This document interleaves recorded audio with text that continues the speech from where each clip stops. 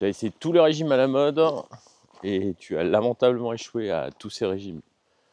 Et on va voir pourquoi. On va démystifier la notion de biais du survivant et t'expliquer comment et pourquoi ça fausse notre perception de ce qui marche ou pas.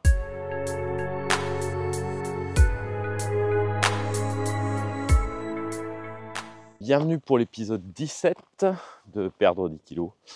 Aujourd'hui, on va parler de quelque chose qui me fait bien marrer. Les régimes à la mode ou les régimes miracles. Les gars qui te disent que tu peux, en 4 semaines, manger que des bananes et perdre 10 kilos, se tenir 3 heures par jour sur une jambe, et ça marche. Et on va parler de quelque chose d'un peu particulier, un biais cognitif qu'on appelle le biais du survivant. Et pourquoi ça fausse la perception de ce qui marche ou pas. Comme toujours, si tu es pour la première fois ici, le concept c'est je perds 10 kilos et je fais quelques vidéos sur ma perte de poids et au passage quelques vidéos informatives et avec toujours à la fin les résultats de la semaine. Voilà, alors qui n'a jamais entendu parler de ces régimes à la mode? C'est toujours le marronnier dans les magazines féminins et masculins aussi. Mais chaque année ils fleurissent, chaque année ils sont parfois de plus en plus bizarres. Boire de la soupe, manger que du chou, j'en passe et des meilleurs. Et chaque année, ça recommence. Donc, et ce qu'on voit dans ces cas-là, il y a toujours quelqu'un qui a réussi à perdre du poids avec ce régime complètement déglingué. Et après, les autres qui voient ça vont suivre ce régime complètement fou.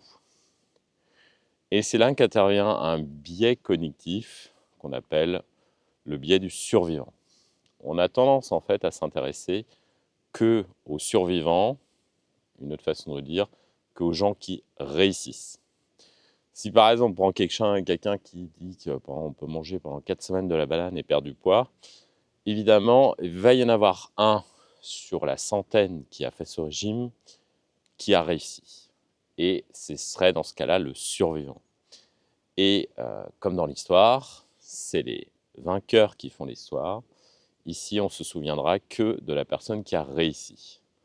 Les 99 autres qui ont échoué à ce régime, on ne les entendra pas, puisqu'ils ne vont pas se manifester. On verra simplement celle qui a réussi à perdre ses kilos avec ce régime drastique. Et du coup, le biais, c'est que les gens vont penser que c'est une bonne chose et qu'il faut faire la même chose. Mais pas du tout. C'est du flan. Et c'est pour ça, méfiez-vous des méthodes miracles, méfiez-vous des gens qui ont réussi et où on voit, par rapport à une méthode, uniquement une personne qui a réussi. Une façon scientifique de faire ça, ce serait, j'ai pris une cohorte de 50 personnes à qui une partie, je fais rien, ils ne font pas de régime, l'autre suit ce régime. Et si après, j'ai une part importante des gens qui ont réussi avec ce régime à perdre du poids et de façon consistante et régulière, là, on pourra valider ce régime farfelu. Mais en général, c'est juste un régime farfelu qu'on essaye de breveter et de marketer aux gens.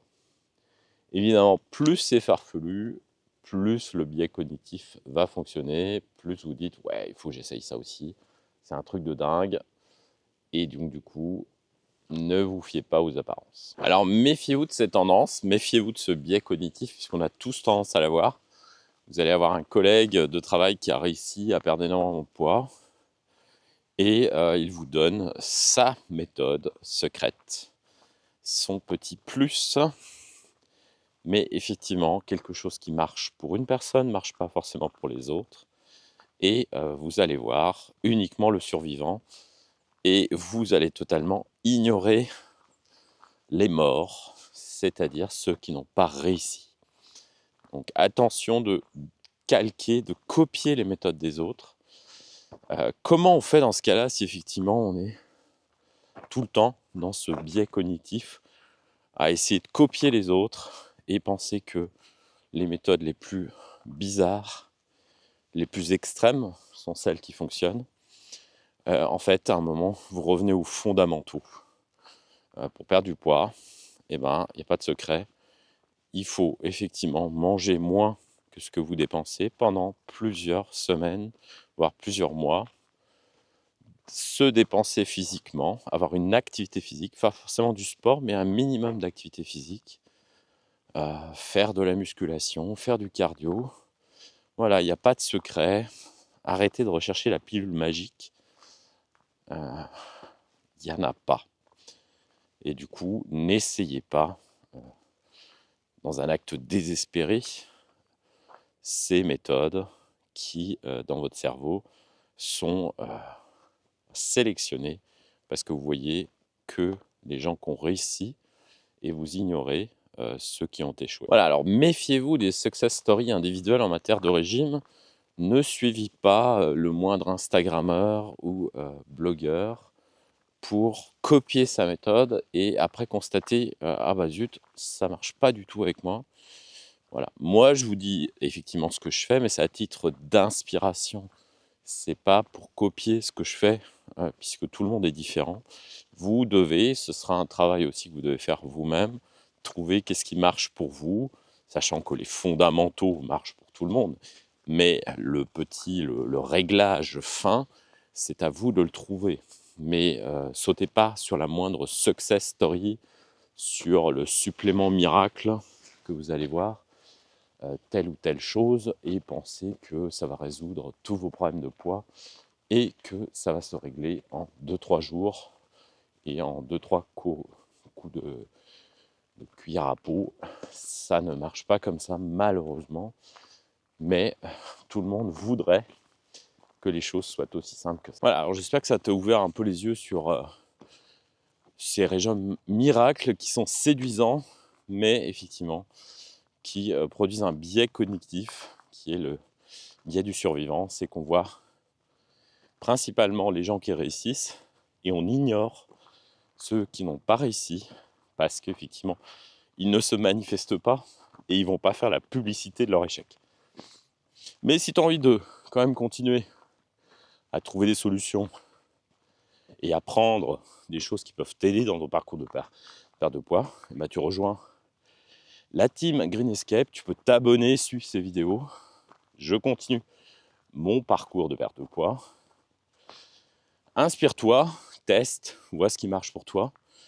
Et on va tout de suite passer à mes résultats de la semaine passée pour voir combien j'ai perdu. Alors comme toujours, ma vidéo est faite en décalé.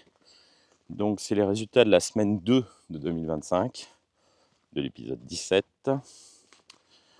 Je suis rendu à 93,8 kg. Au départ, j'étais parti de 100 kg. 22,4% de masse grasse. 6,2 kg de perdu. 62% de mon objectif. 57 450 pas sur la semaine, ce qui nous fait en moyenne 8207 pas par jour, ce qui est une très bonne moyenne. Et que j'arrive à tenir en ce moment, même en travaillant 5 jours sur 7. Que je continue effectivement le week-end avec une petite balade, puisque vous m'accompagnez aujourd'hui en randonnée pour effectivement, on va dire, aggraver mon nombre de pas de la semaine et faire une bonne moyenne. Voilà, moi dans ma perte de poids actuelle, il faut que effectivement je passe à un niveau supérieur en termes de musculation et de cardio, parce qu'effectivement j'ai perdu une grande partie de poids et du coup les derniers kilos sont plus difficiles à attaquer. Et aussitôt que moi j'aurai atteint les 90 ou les 20% de matière grasse en pourcentage, j'arrêterai là pour cette phase-là. Je ferai une petite phase de stabilisation mais on n'en est pas encore là. Et là, je sens bien qu'effectivement, il faut passer à un stade supérieur. Et du coup, je pense que les prochaines semaines seront plus consacrées à de la musculation. Et ce sera peut-être plus aussi les sujets des prochaines vidéos. Voilà. En attendant, portez-vous bien. Bonne semaine. À la semaine prochaine pour des nouvelles vidéos. Ciao, ciao.